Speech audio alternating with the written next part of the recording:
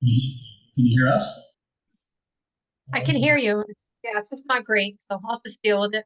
Okay, it's still kind of lousy. Oh, no, that's much better. Whatever you just did. Okay. Uh, Thank you.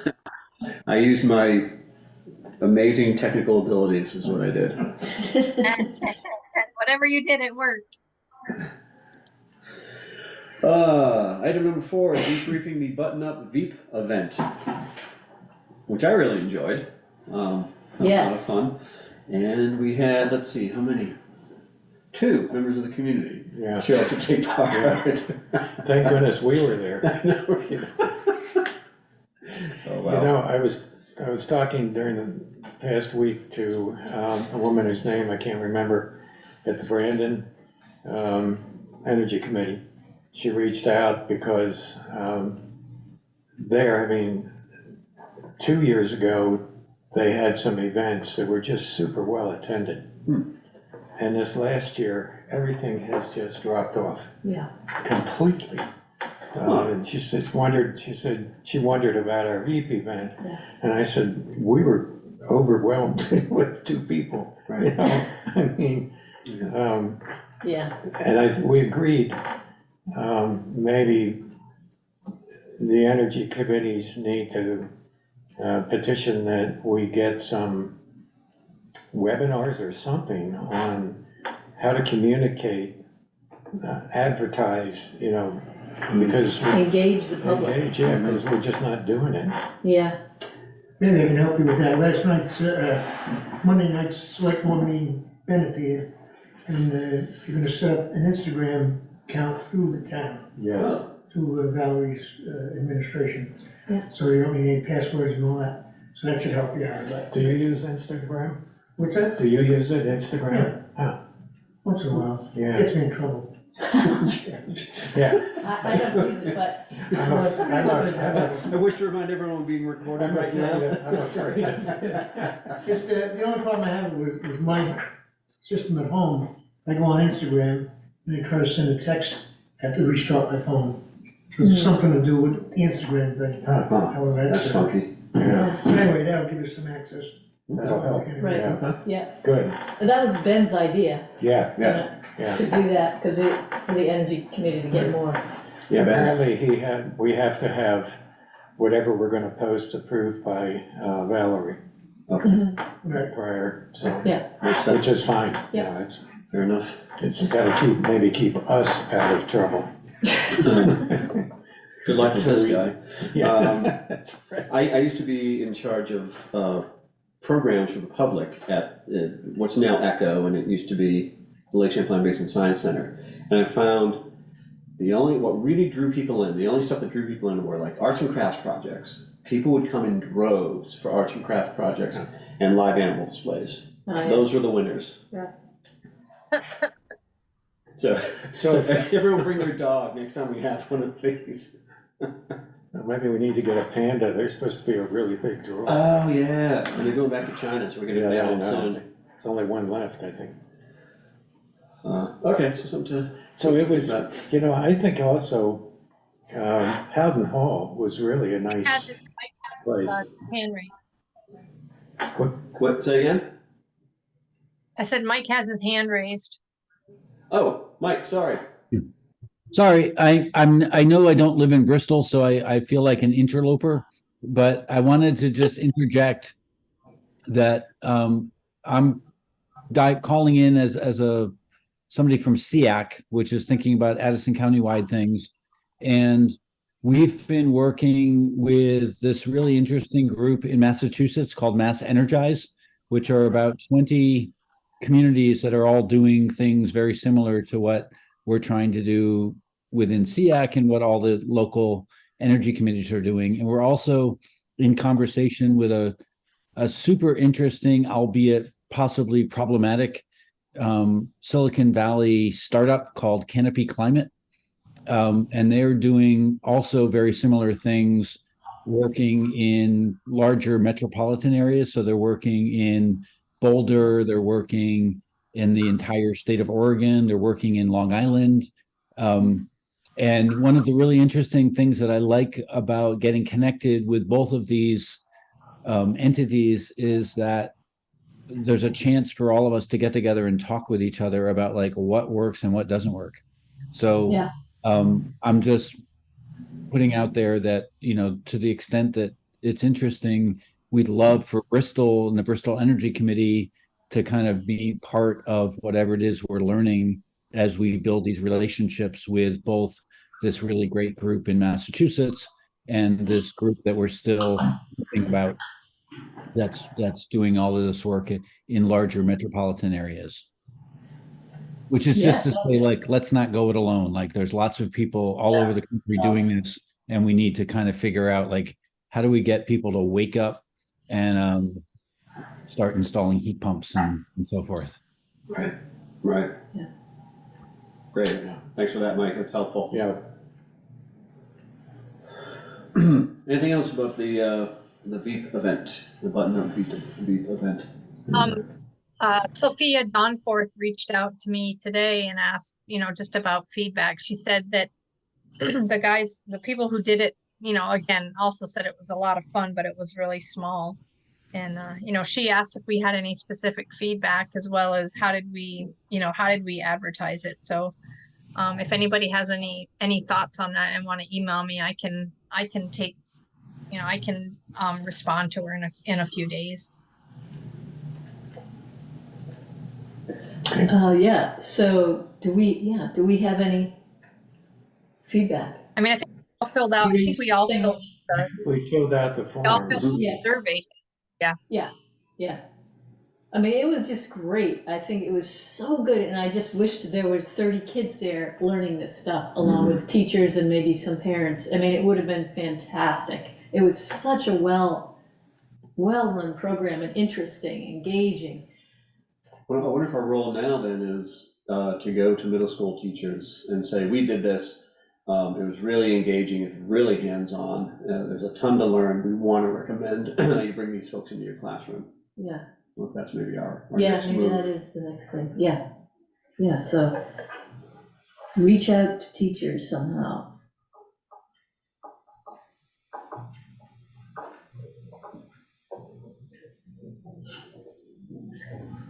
Do we know if Veep does it during the school day, or do they do it after and just using the school, or? I think they do it during the day school Yeah, days. yeah. Yeah, I believe they have, still have the program in which they have kits that they loan out to schools with all this stuff in it, and the teachers have to be trained, Okay, so there's a program yeah, that covers a variety of areas, and the teachers they don't have the budget, but, so they don't have to buy resources, yeah, right, they just use them. yeah. Does anyone know a science teacher in the middle school? I know assistant principal. Okay. Okay, I I'll know. talk to Bill. I know a teacher at the high school, which may have an in. Mhm. I mean, it sounded like middle school is the best age. I think so too, yeah.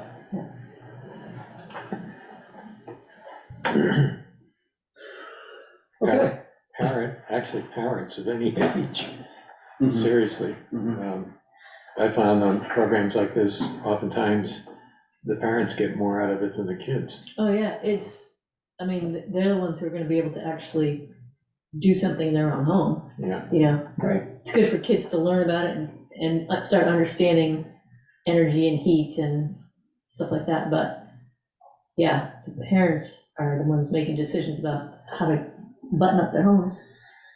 Yeah, and then the other thing that Sophia said is typically when they do something like this, right after, then they'll also have some sort of a piece where they link to like actionable items that, like you say, that homeowners can take to, to improve, the efficiency of the home. So, Yeah, we don't talk about that too.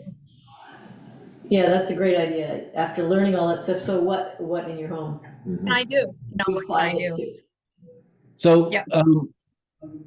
I've been talking with Maddie Shropshire from the Regional Planning Commission, and she's trying to put together another one of these kind of meetups for all of the regional, all the local energy committees.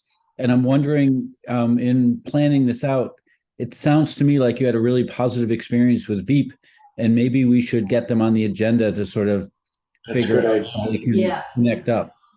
That's great. So Mike, when would you you say- want Sophia Donforth is the executive director of Veep. Would you want me to send you her contact information? Yeah, please do. I think she's actually a Middlebury College grad. Yeah, I think she is. Yeah, so that'd be great, and I can hook her up with Maddie, and maybe we can, as for that meetup that we're organizing for January, we could have a part of the program be around Veep. Is that gonna be in person, Mike? I sure hope so. Yeah, I do too. Even though I'm very comfortable sitting here in my kitchen, it's really nice to be with people too. Right. Well, it also Could you put your- affords the opportunity for hands-on.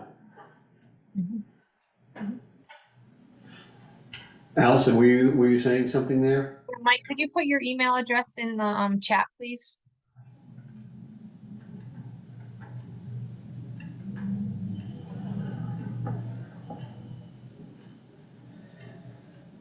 All right.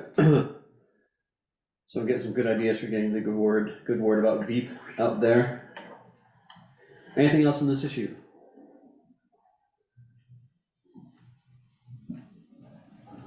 Okay. Let's hear from Mike Roy about building decarbonization.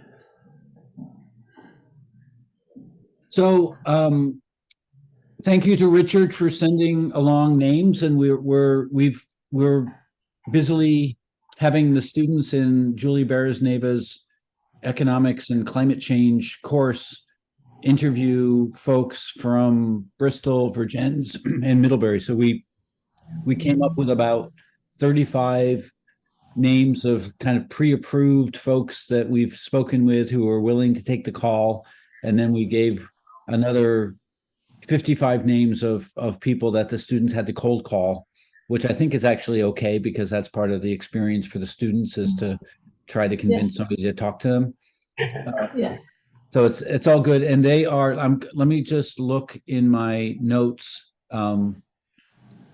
They are going to be on the 6th of December at 11:15 a.m.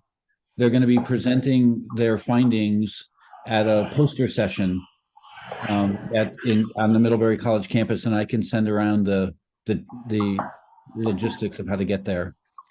So they're collecting data for the next couple of weeks. They're doing interviews, doing surveys, and then they're going to take a week when they get back from Thanksgiving to kind of crunch the numbers and see what they've learned, and then they'll present their preliminary their findings in a poster session.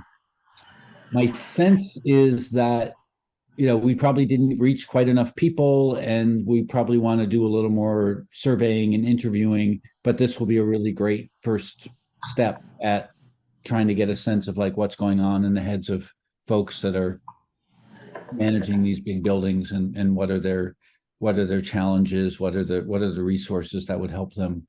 So I think it's all to the good. I don't think we're going to get anything definitive out of it in this round, but I think we'll probably learn enough to sort of say, like, what more do we want to probe? And the hope would be, like, in the new year, we can do a little bit more work and then come up with some actions in later in the winter. So anyway, it's moving forward.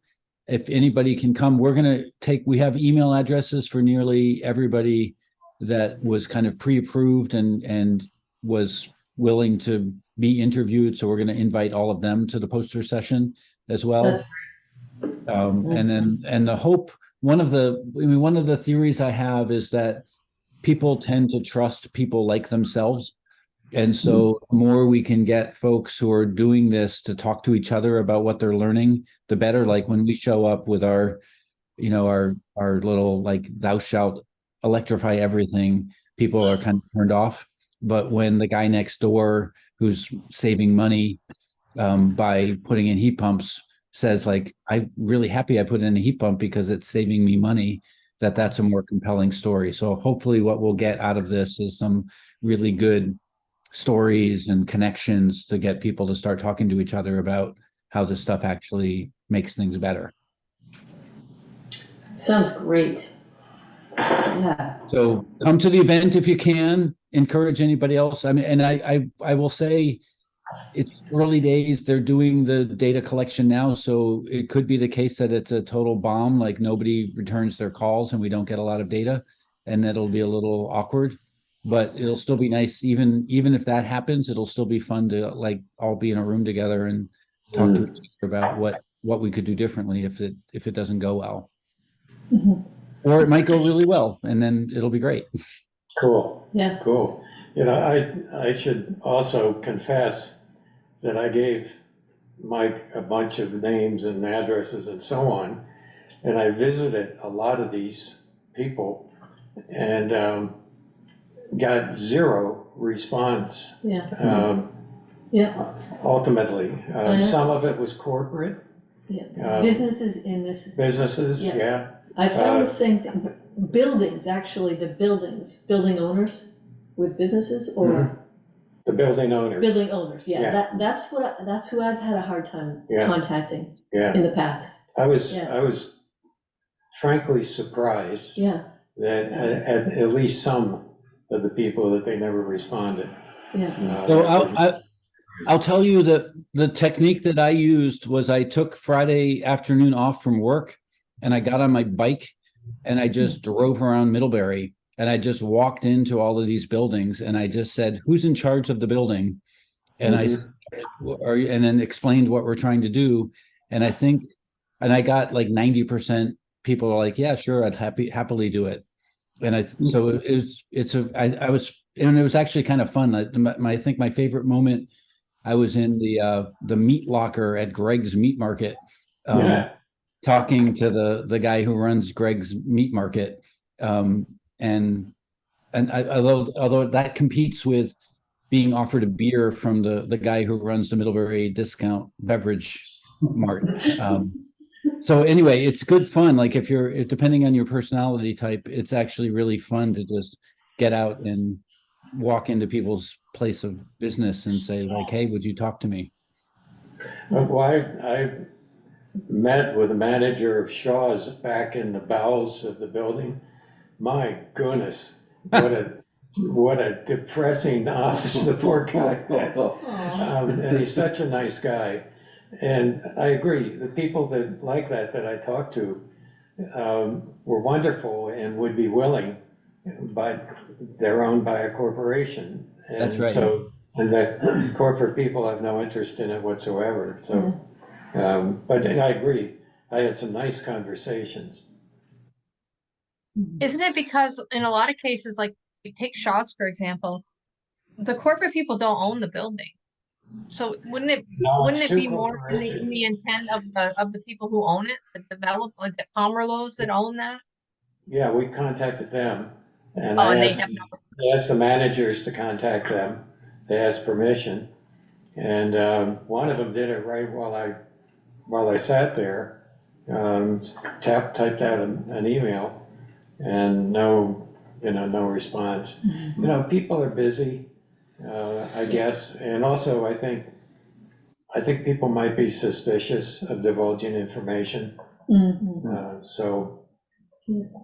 Yeah, I think I'm not going to divulge who it was, but one person I spoke with said like, I don't want my tenants to know how I feel about climate change and decarbonization. Like, you're not going to like what I have to say, and I'm not going to talk to you if you make it visible to the public because it's going to be an unpopular position.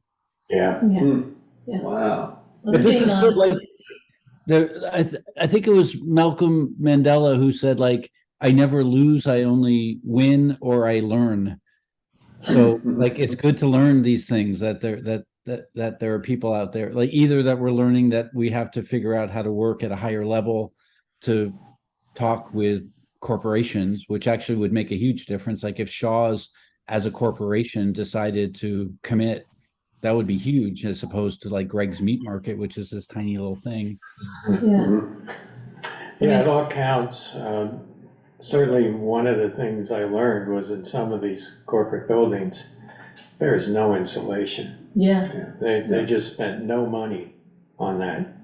And all they're doing is they're just pumping the heat right through. yeah, that's a sad thing, is they Yeah. could save so much money. Yeah, Right. And especially something like if a big corporation made that something to do across the board, they'd save millions, you know, and just insulating or something like that. maybe we should take some of our support that we give to fossil fuel companies and turn it into tax breaks for companies to insulate their buildings. Exactly. That's what we're gonna do when the I think, is it Vermont PERG that's doing the like Make Big Oil Pay campaign? Yeah. Like if we get this Superfund amount, we could use it to like force all these people to insulate their buildings. Right, right. I think it's getting easier. I mean, the tobacco settlement took, generations before it finally happened. And then we got Big Pharma got nailed. And now, it seems like there's shorter time periods to make these things work. And I'm hoping that big oil thing really starts to happen.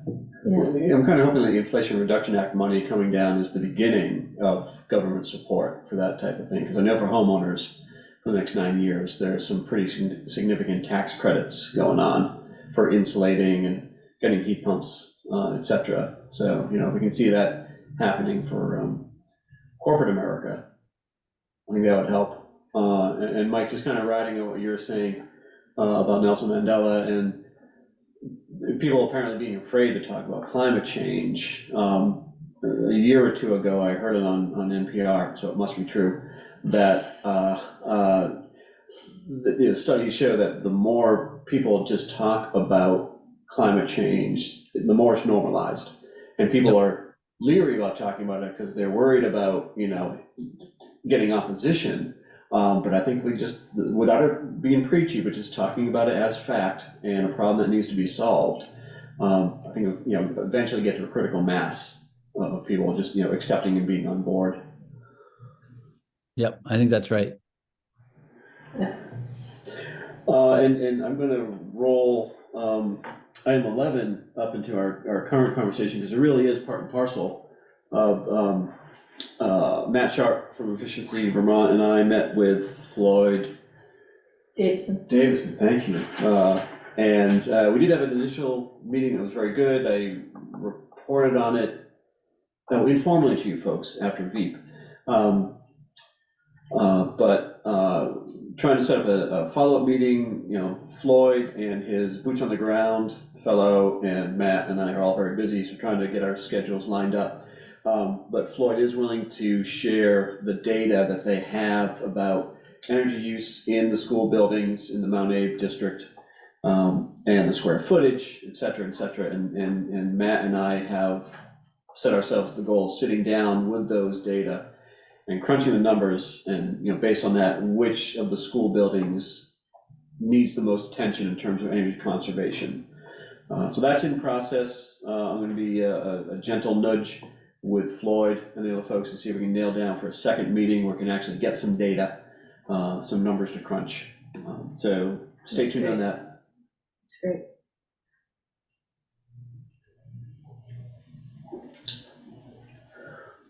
All right, anything else on decarbonization?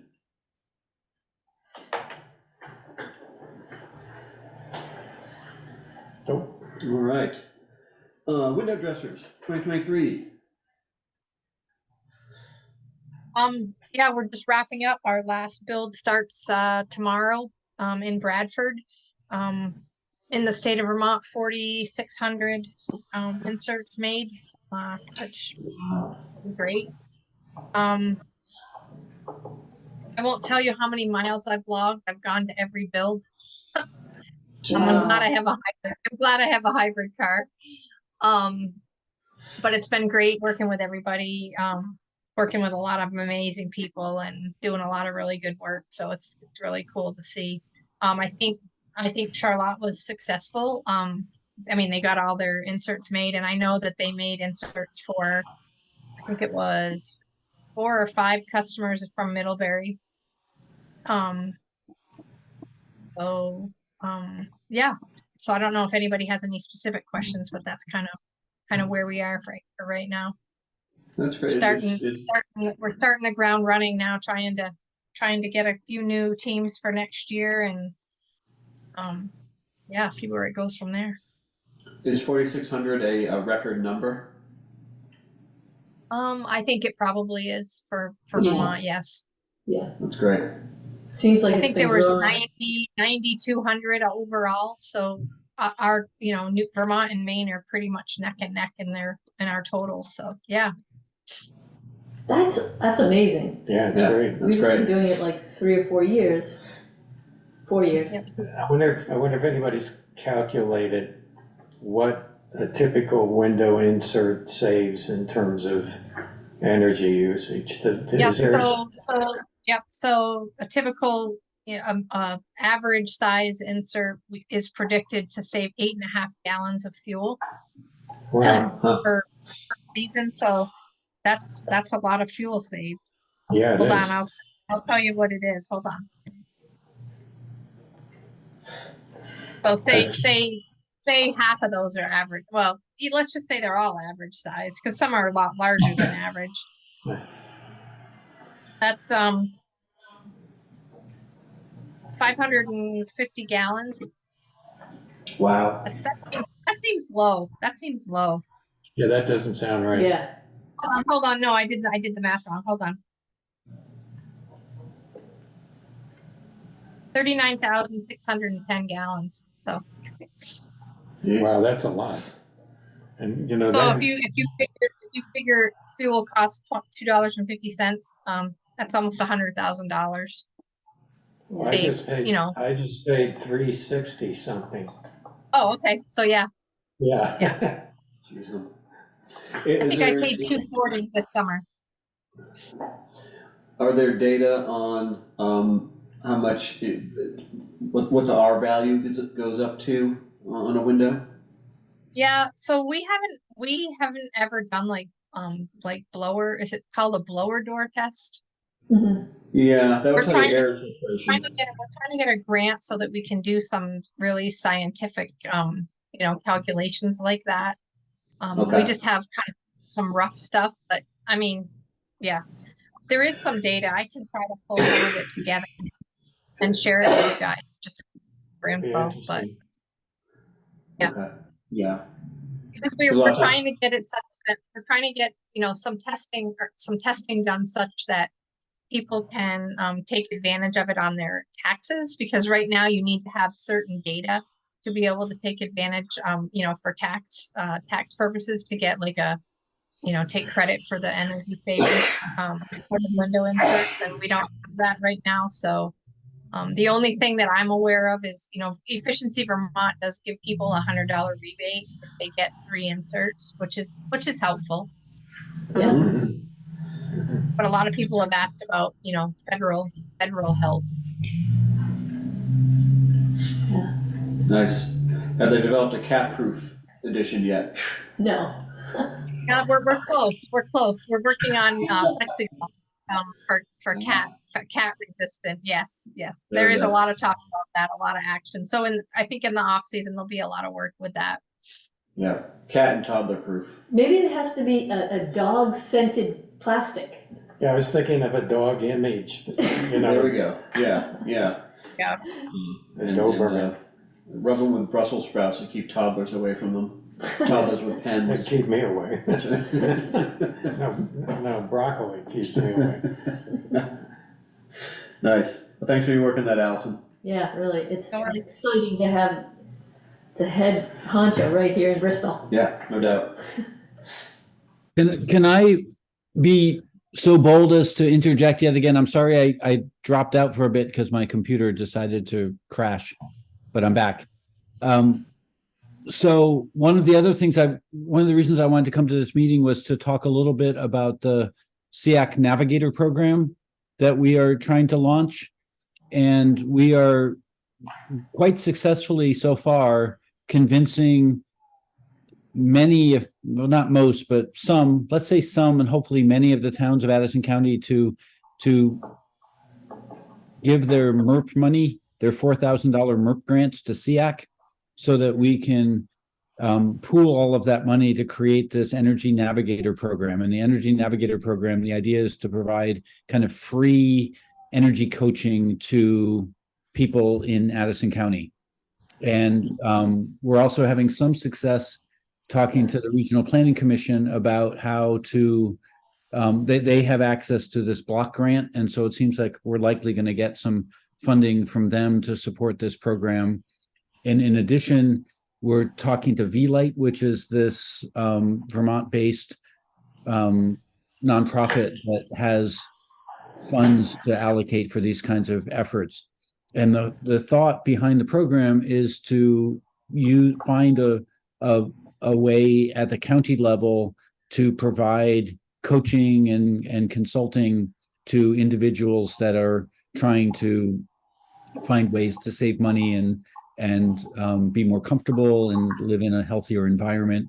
And oh, by the way, also decarbonize and reduce their greenhouse gas emissions, but that's not what we're leading with. And I talked a little bit with Richard about this, and I realized you've already given away your MERP money, or you've spent your MERP money, and that's just fine. But we would love to find a way. So I'm just thinking about what Allison was talking about in terms of helping people figure out, like, what rebates do I have available to me? How do I get this done? So that's exactly what we're trying to do for the people living in Addison County.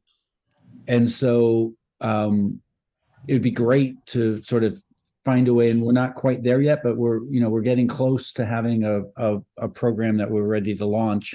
And it'd be great at some point to be able to present that to you and sort of say, like, how do we get the good people of Bristol to be able to take advantage of this resource that we're developing? I think we're Too bad you can't give us the $4,000, but that's okay. We can live without. We can. It's more important to get people involved than to get the $4,000. Can we give you brownies? Is that similar? Yeah. Brownies are good too. Is that similar to the energy coaching that the Green Saving Smart people do through CVOEO? It's similar. And so one of the things that we've been doing in our lead up to launching this is trying to figure out, like, how do we relate to all these different programs? So one of the challenges is that, like, depending on where you live and what your family income is, you don't really know where to go. And so the idea behind this program is, like, you can start with us, and it doesn't matter who you are, and we'll figure out either what we can do for you or how we can connect you up to the people that can help you. And so I was thinking about, like, these rebate options. And so, for example, the Canopy Climate people who, like I said, we're still kind of on the fence about, are they trustworthy or not, because they're from Silicon Valley, and, like, can you really trust people from Silicon Valley? Right. But let's say we come to the conclusion that we can. They're building this whole platform to help kind of create, understand all the different incentives that are available within each state and connect people to the incentives that are appropriate for them. And so we kind of love the idea if they can pull it off, because it's really complicated and hard. And that, for better, for worse, that's one of the things that Silicon Valley is good at, is, like, figuring out how to solve those kinds of hard problems. We just don't want them to monetize our data. Could you see this result in a Saturday session where people could come and sit down and be individually counseled, talk about what their problem is, or some kind of a group encounter session, maybe, so that we would have, you can do it individually, but there's a neat synergy if you have a lot of people in a room together, learning this stuff. Could you see anything like that working? Yeah, absolutely. And so one of the things that we've been doing, we've had this really fabulous group of, I hate to keep repeating the name of my employer, but Middlebury College students who have been working with, we have these 4 students who have, as part of their senior seminar, have been analyzing and creating case studies of all these different coaching programs. And so one of the thoughts is to look at how do you create a coaching program with a nice combination of kind of professional staff that are paid and trained, and then some amount of volunteer work. And so certainly one of the models is to train volunteers to be these kinds of energy coaches, and then to hold events in person, kind of very much grassroots, very much neighbor to neighbor.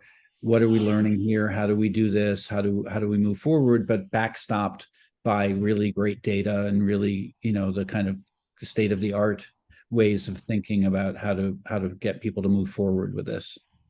But yes, if you want to pilot it, I think we would certainly be willing to, be guinea pigs for, some first attempts. That's great. I love it. We'd love that. What I'm thinking about is what Matt Sharp has done for us with the Efficiency Vermont workshops. We did workshops and we got people to come by offering them shop lights or something special to come.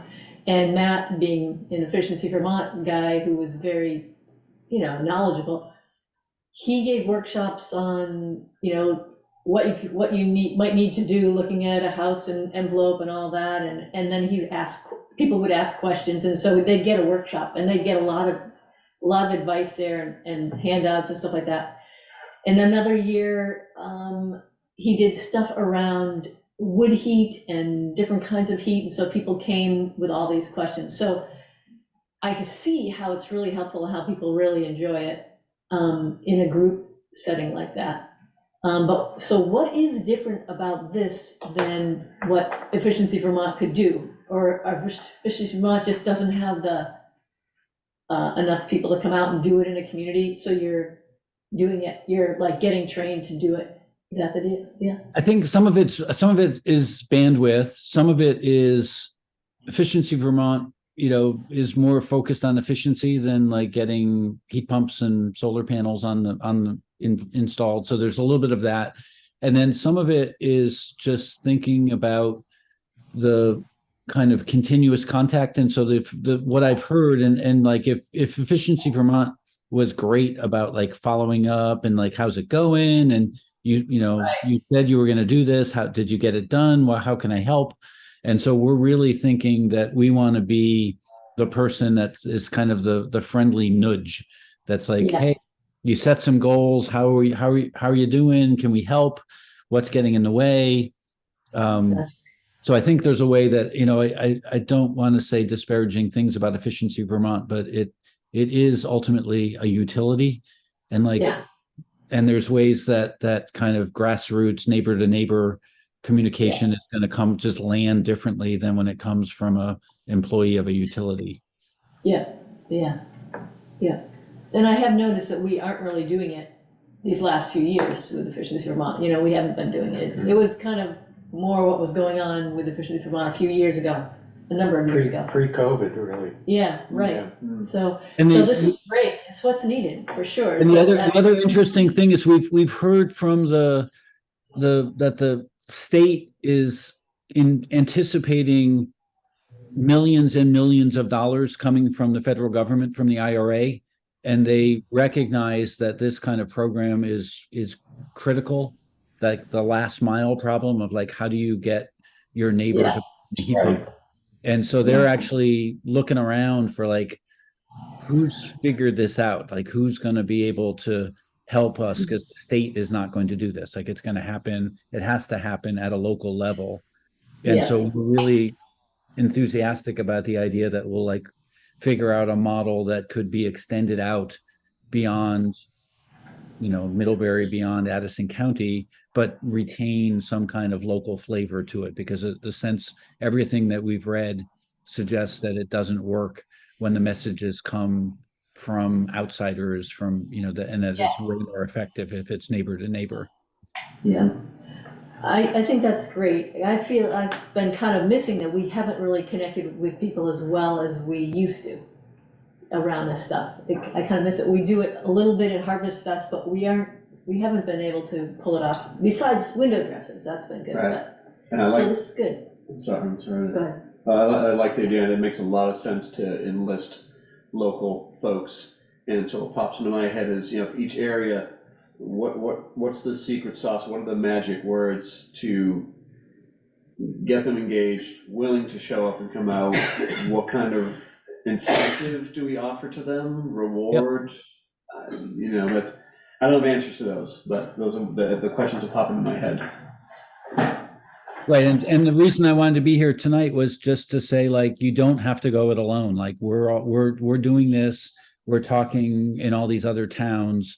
We're talking to all these other groups across, in Massachusetts and across the country. And we need kind of getting connected to one another and learning from each other and figuring out, like, how do we both contribute to what's happening in other places and also learn from what's happening in other places is super important. So, Yeah. to be continued. I just wanted to put that on your radar that we're up to this. Sure. And we'd love to figure out how to get Bristol involved. Yeah, Great. Yeah, I think Mass Energized, which I don't know them exactly, but there's a lot of good things going on in Massachusetts these days with, helping move things along to button up and yeah.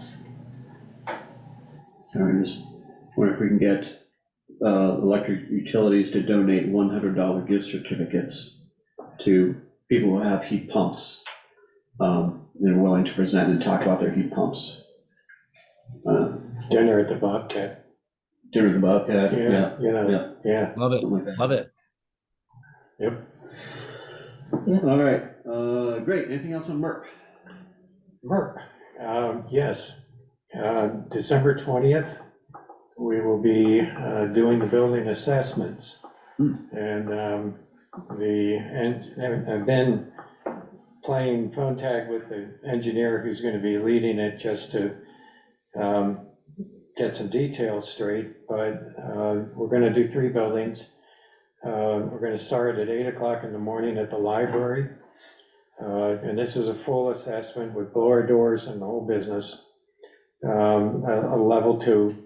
And that goes from, I think, 8 to 10:30. And then the next one is going to be Howden Hall. And that one goes till, I think, 2:30. And then from 2:30 on, we'll be at Holly Hall, which means that Holly Hall is going to have to close to the public at 2:30, and we're working on that. What's the And date of this? December 20th, I think it's a Wednesday. Great. So that's moving along, and I could jump into the next one, the EV charger update. I think we're just wrapping up the final details on the cost of the entire program, and then we'll present it to the select board and we'll be off. Wow. And Ian's involved in it now, and so I think we'll be getting EV chargers at the park soon. That's exciting. Great. Wow. Yeah, Well done, Richard. It's been a Yeah. long, Man, it really has. well done. many years Yeah. trying. Mhm. And it can't come too soon, because I can't tell you how many people I've talked to who have EVs who talk about the frustration of traveling. Mhm. Everybody says, oh, there are EV chargers everywhere.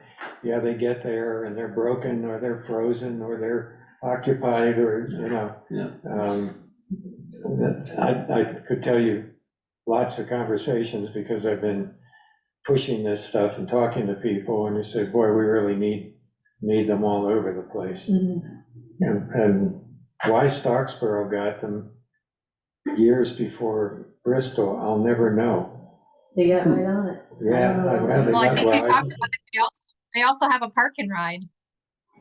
Well, that's something else we might want to look at, yeah, Where are the Stocksboro? behind the town hall, Okay, yeah. neat. But I mean, in terms of access to amenities, there's nothing there except park and ride, Right. which is good. They should have it. Yeah. But, you know, a downtown, every downtown should have them. Yeah, absolutely. Nice. Anyway, that's the story in brief. I think though that we're ending up getting more of what we want now, where we wouldn't have, we would have gotten the level twos that were the old level twos. Mhm. And it didn't happen until this year that these newer ones, Mhm. so it's going well Mhm. for us in the long run, It is. even though we had to wait a lot. All right. So if I can interject, I'm sorry, I'm just, this stuff's near and dear to me. I just came back I was just at the Middlebury Energy Committee meeting, and we were talking about the very same topic. One of the things that I read recently was an interview with Jesse Jenkins, who's the kind of energy wonk from Princeton, who helped to write the IRA. And I was fascinated by it. I don't know if it's actionable or not, but it was this conversation about how the electric grid works. And he was suggesting that like this notion of like peak hours used to be thought of like during the working day. And Right. that the notion of when peak hours is going to be, it's actually going to change because people are going to start heating their homes with electricity. And so it's actually going to be not the off hours is actually going to be more like noon when there's tons of renewable energy available and they don't know what to do with it. And so the consequence of this was that when we're thinking about EV chargers, we have to stop thinking about them as conveniences for people who are traveling and more about necessities for people who don't want to pay expensive electric bills because they're charging their cars at home at night when it's dark and the electricity is expensive. And so it's just it's kind of turned my head upside down. I'm like, oh my God, yeah, I never thought about the necessity of EV chargers as workplaces and in the community as something that's essential to kind of balance the load of keeping these cars charged up, where we're thinking we'll charge them at night, but like that's a terrible time to charge them because the sun isn't up. It's better to charge them during the day, and to charge them during the day, you need chargers where the car is during the day, which is at work. Wow. So It's kind of blew my mind. It's going to turn upside down, in other words. I mean, right now, night, it's something like, I don't know what the hours are, but in the dead of night, there is a lower rate for GMP, but that's going to change apparently. That was his claim, is that when everybody, because that's when it gets cold and that's when people need to heat their houses, and so they're going to draw more on the electrical grid, and it's really hard to get that you have to use non-solar sources to provide electricity when it's dark outside. So now we need to push, what we really need to push is battery storage. We need to get on a bus and not in a car, is what we need to do. There you go. Public transportation. Electric bus. Yeah. Or bikes. E-bike. The 5 mile city.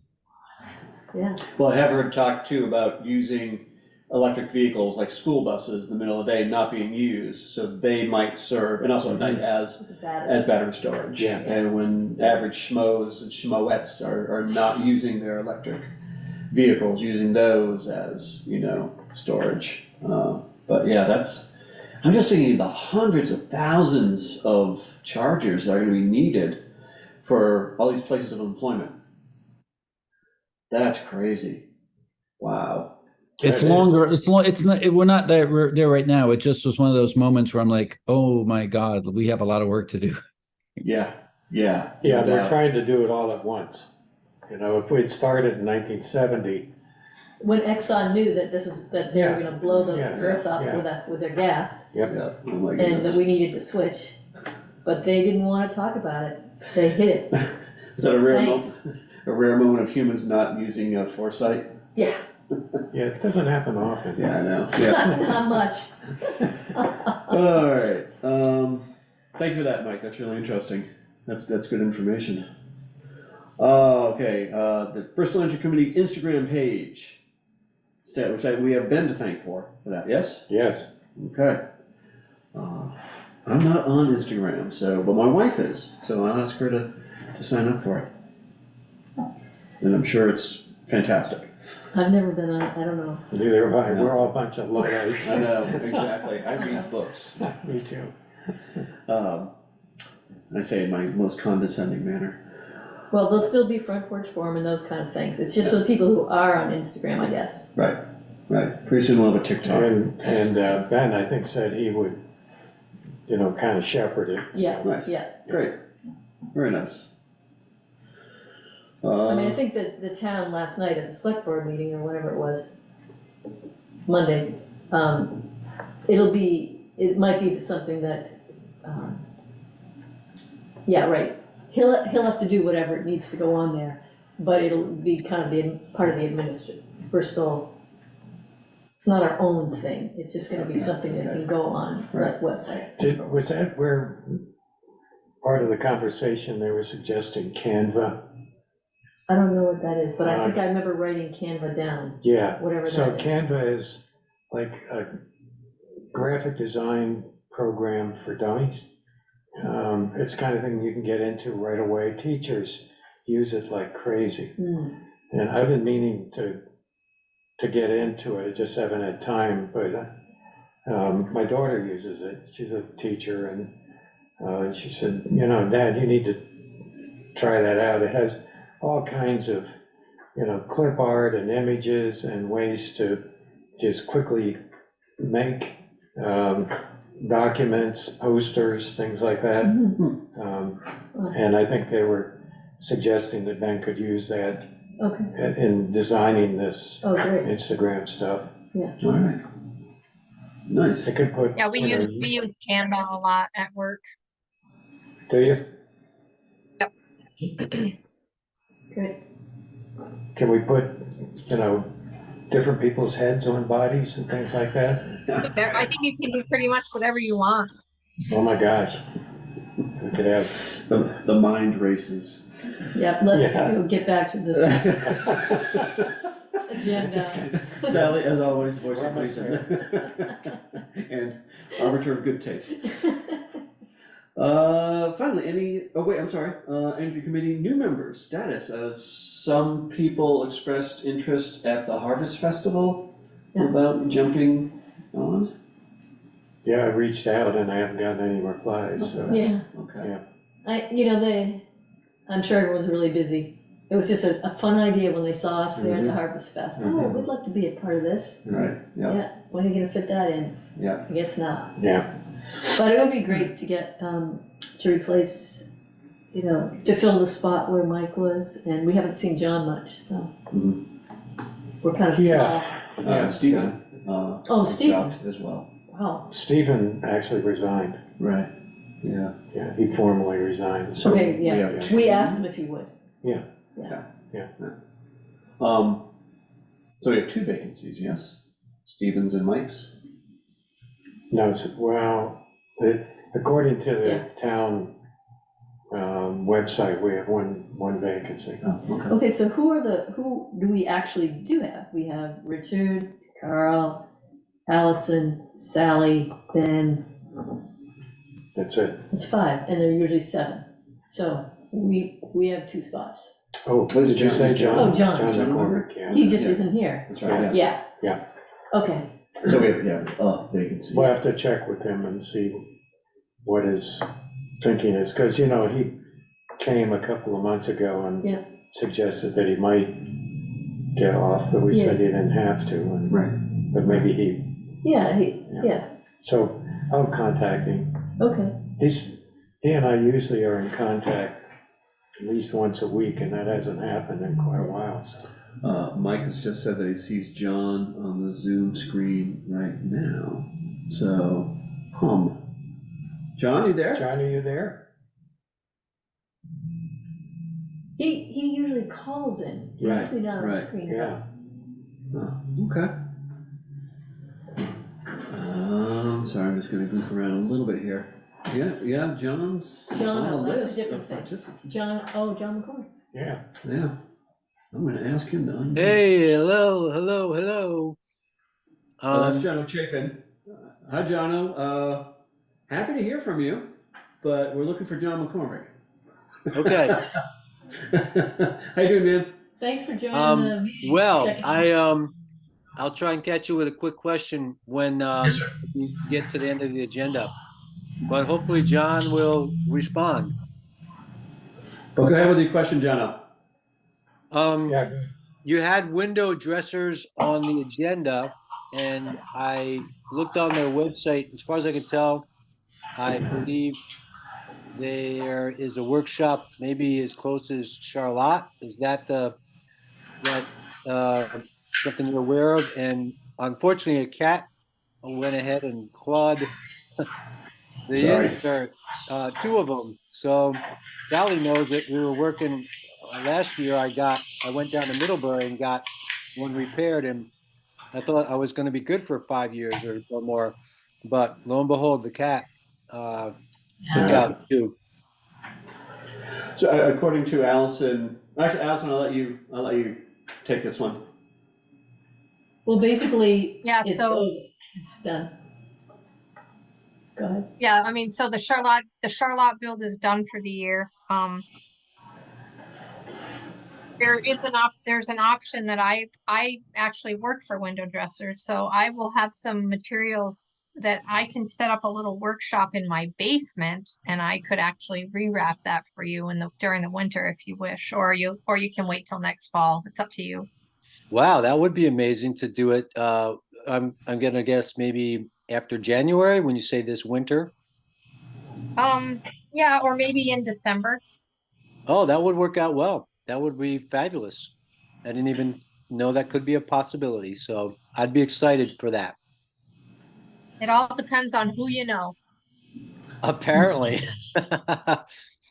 Or being smart enough to say, let me go on to the Bristol Energy Committee meeting and ask the question. And there we go.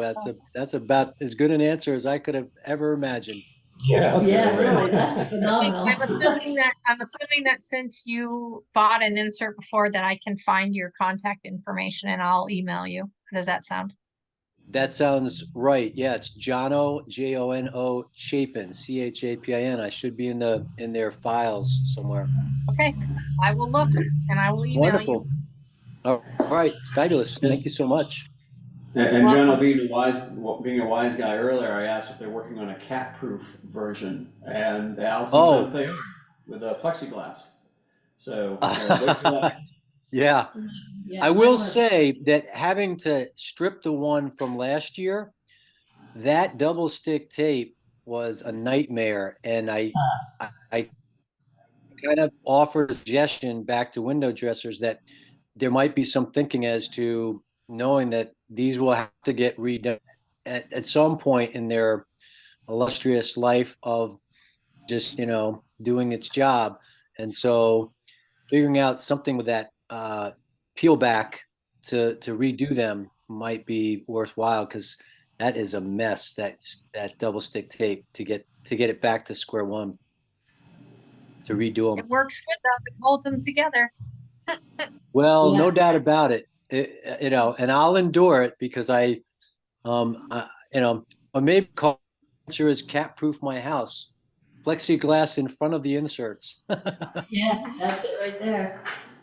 Or cactuses. Yep. All right, all of the above. Thanks so much for the great work that you guys all do. And Thanks, Jono. Thanks, Jenna. enjoy. Thank Good to you. hear from you. You as well. Good to see you guys. Bye. Have a great You too. Thanksgiving. You Me too. too. I think we're done. Yeah. Any additional items? No? All right, hearing none. What do I say that I move to adjourn? I second and I Sally agree. thirds. Awesome. All right, thanks everyone. Thanks for coming, Mike. Yeah, great to see you, Great Mike. to see you all. You're welcome anytime. Okay, thanks. Bye. Take care. Bye.